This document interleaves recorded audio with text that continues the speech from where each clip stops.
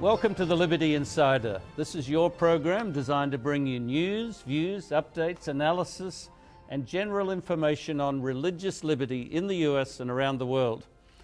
My name is Lincoln Steed, and I have a very special guest on my program.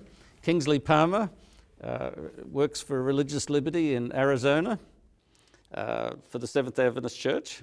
And I should say that I edit Liberty magazine, also for the Seventh Adventist Church, although Liberty is directed at everybody. Right. Very few of our own members would even see this magazine, which is distributed to thought leaders, government leaders, politicians, and so on.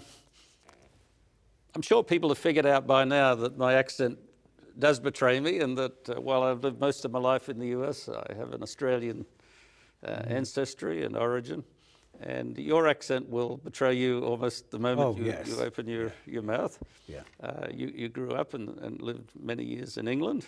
Correct. And though you've lived many more years, I think, in the United States and a few in India.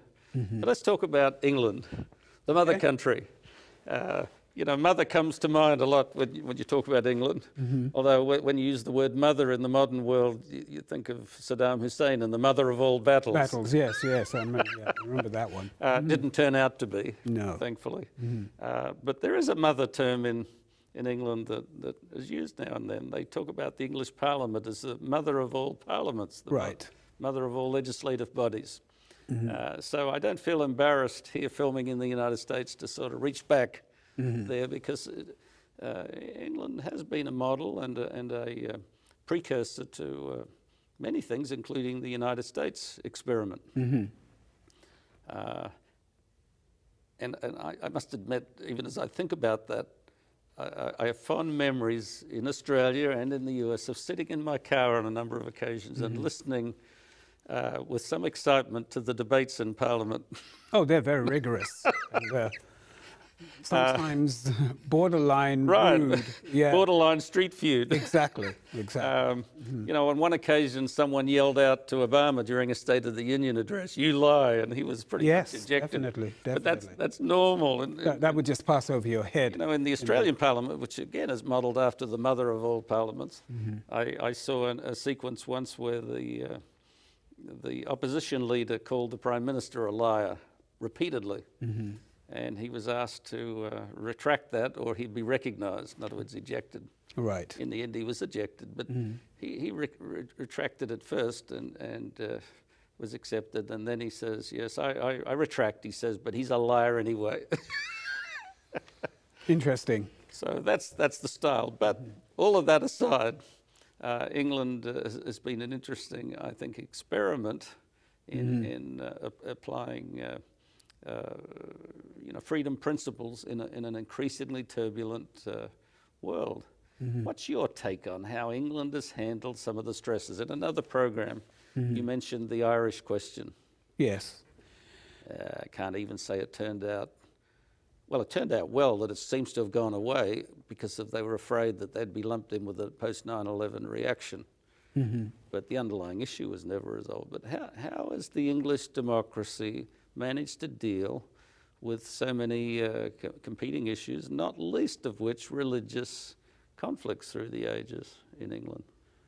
Well, I think the Church of England's the singular church, but it's not been that simple, has it ever? No, it hasn't. And I think part of that, if I can call it an experiment, I mean, that the Parliament's been in operation for close to 1,000 years, and has the demographics in Britain has changed.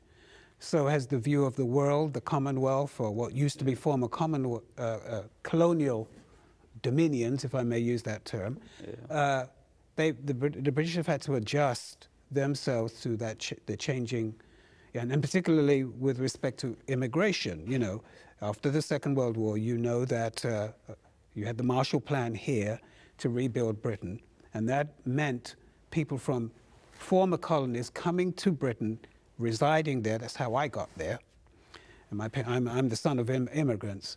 And therefore, what they brought to the table in order to rebuild the infrastructure of the United Kingdom, they brought their experiences. They brought what they understood to be important to them in terms of freedom. Well, you're actually getting it. I was setting you up. You're getting at what I really think is the part of the secret of the British system. It's ultimately an inclusion, even though the societal structure in England was very stratified, and to this day, I think they still have a you've got classism. They do, so but I think, you know, as successive generations have come along, so has change, and adaptability is important. If I may look across the pond, as they often say here, I don't know that it has embraced this. It's been embraced the same way. No, that's if anything, that's what I wanted to it's discuss. extremely. It has become almost untenable in terms of, okay, you open the doors, you invite people to come in, and let's face it, we talk about the cosmopolitan melting pot. Well, it shouldn't be a melting pot. We used to use that term back home. No, it needs to be a salad. In other words, if you've got people, we have the Church of England, right? You have many different churches there, Roman, and you know, you're either one of two camps. You're either Protestant or evangelical, or you're Roman Catholic or what have you. And then in between, you've got all these different groups. And adaptability is important, and being open-minded. That's one thing I do like about my development, my growth at the same time.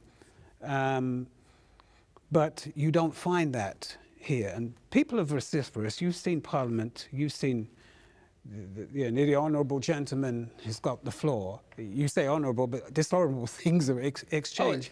But yet they can find common ground for the good of everybody. Now, it's not perfect.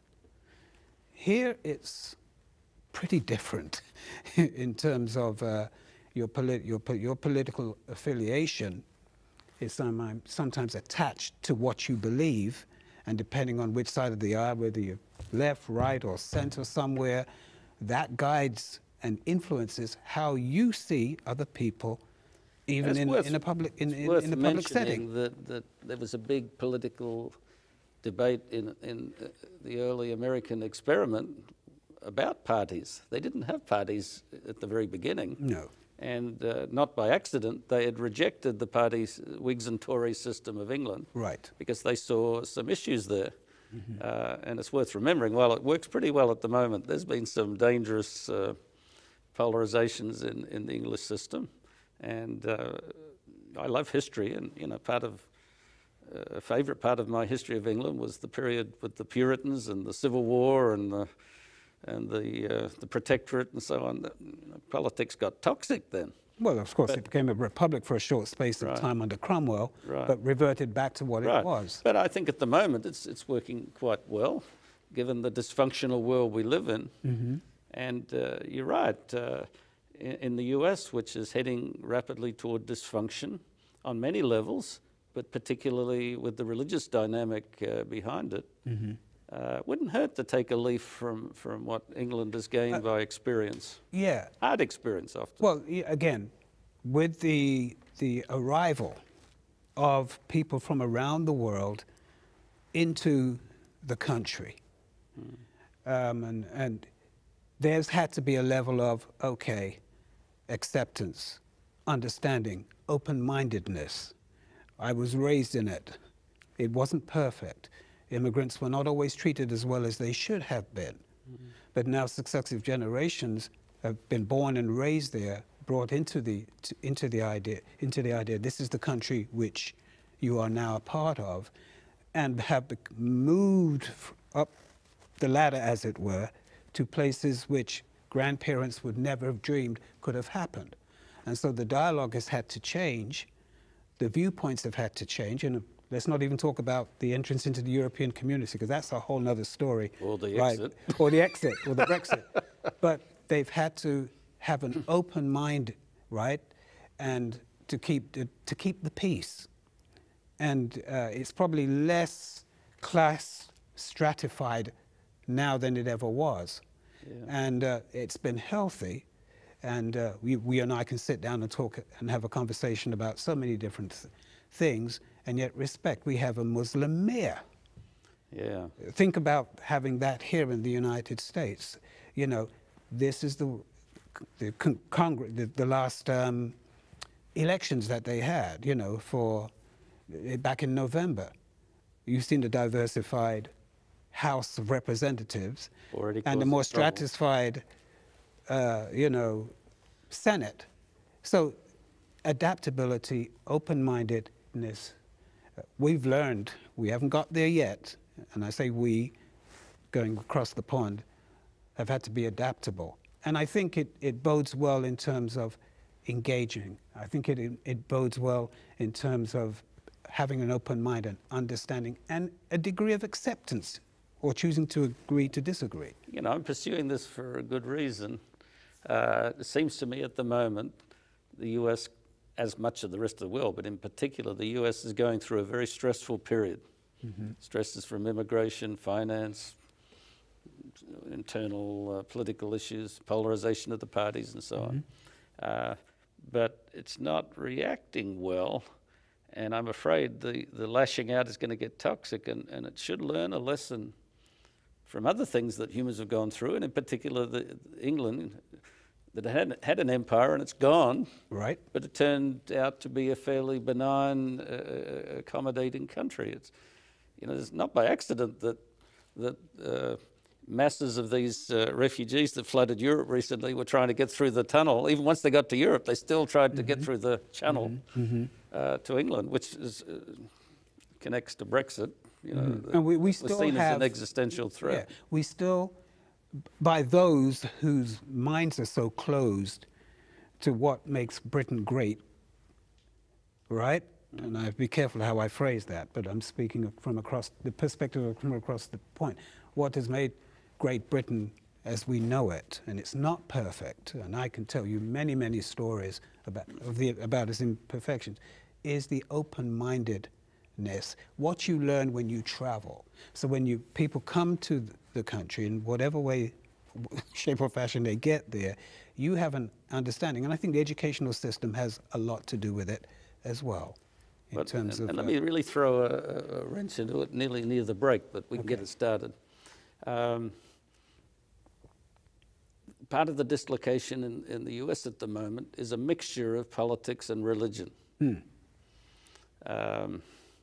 Those are the two topics you supposedly don't bring up normally, but they characterize this program, or at least commentary on, this is not a political program, but we are always talking about things that have political ramifications, or in politics, and religion is right in there. Right. We've just extolled England for relative success, but what's the role of religion in English society and governance? Well, you ask any Brit, regardless of stripe, and they will tell you that's a private matter. That's a personal matter. Yeah. We don't need to discuss that. We live and let live. We don't make legislation based upon religious attitudes or perceptions of what is, you know, acceptable or not acceptable. So when did it become private? How did it become private? I know that attitude, and I didn't think you'd say it so succinctly, but I know that that's in Australia the same. That's what's thought. And it isn't a private matter per se, but it shouldn't be a public matter as far as government to get involved in projecting religious values and dictates to the whole. No, and that's we have the First Amendment designed to protect that, but that's disputed in the US today. We need to take a break, so stay with us, and we'll delve further into this discussion of religion and politics and how it's operating on either side of a great pond.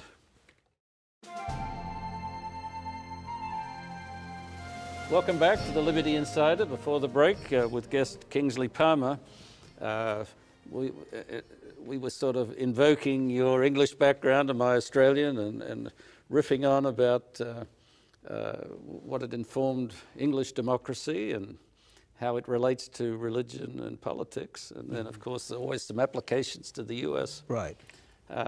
And in the break, we were continuing the discussion. There's no question that, you know, I think you'd said in the English system, religion is a private matter, and you often can keep that private, and it's not so contentious. It's a very public matter in the US, and it's very contentious. I can hardly remember it more polarizing than it is today. And so I'm just sort of fishing for some guidelines from the English system.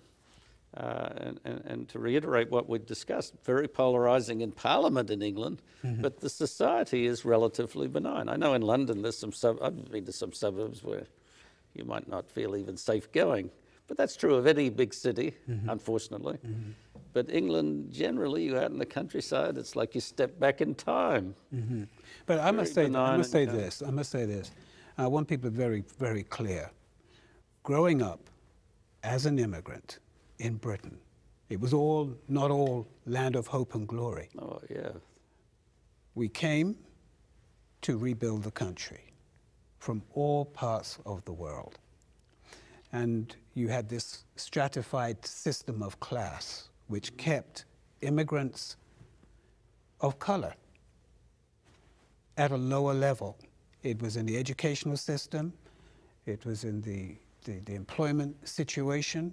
I saw that firsthand, and I know how that felt then. Coming here, I've seen much of the same thing, and I've spent most of my life here. And people, that's why they say religion that's a private matter, but it also has implications, because it's not so much of what we're appearing not to do or to do. It's, in the meantime, how are you taking care of the individuals? I go back to the stranger within thy gate, in terms of programs, in terms of opportunities and things like that. It's almost a parallel that I see here in the United States. I've been here nearly 40 years, on and off nearly 40 years. I've grown up here. Well, there's many of the same dynamics, you're right. Well, let me really throw a wrench into your thoughts. In England, they've been, I think, arguably more embracing of Islamic refugees that are more recent than others. By my understanding, the Islamic wave of immigrants is certainly in recent decades, not immediately after World War II, into England. So Islam seems to have been somewhat compatible in England, as well as other political stripes. Remember, Marx and Engels did their studies in England. England's been an interesting place. In fact, I'd even read that there was almost an understanding with some of these revolutionaries that they could operate in England as long as they didn't turn it on England and go out. And so it's been accommodating. But one area of accommodation that historically in England was very problematic was the Roman Catholic Church of England divide. Did you see, you mentioned in another program, Northern Ireland? Obviously the Irish question continued, but is it seen in England still as an us versus them religious thing? No, it isn't, because Catholic versus Protestant? Once the hostilities, there had to be an agreement, right? We're going to have to live and let live. Sinn Féin became political, became part of the process of decision making. Northern Ireland wanted to remain Protestant, so to speak, and live and let live. And so it became more tolerant. We don't have the kind of vitriol that we used to have. However, I wish I could say the same for what I'm seeing here. Well, that's where I'm moving next. Okay, so why the difference? What's going on here? Again, I think ignorance plays an awful Now, of course, part. the United States has a recent history of severe issues between Catholics and Protestants. When I say recent, not our lifetime, but you know, the Irish question in the US was incredible. I mean, they were seen as not just so much Irish as Catholics coming here into a Protestant country, and there was extreme violence against them. The anti-Catholicism in the US was severe, and just before I came to the US, President Kennedy was elected here, and that was sort of the last gasp for really vociferous opposition to Catholic involvement. And today Catholics are at all levels of government and society, but I'm not really sure the underlying divide between religions has gone away in the US. No, it hasn't. And I believe there's still, in fact, if anything, I'm seeing a re-emergence of the deadly cocktail of mixing politics with your fundamental Christian beliefs. Yeah. And it's not just limited to Catholics and Protestants. Yes, as you rightly said, they are in different stratas of the government, right? Because they've been here long enough. But prophetically speaking, we all know this as Seventh-day Adventists, what's going to happen. What is? Tell our viewers. They're not all. Well, we believe that there's going to be a re-emergence of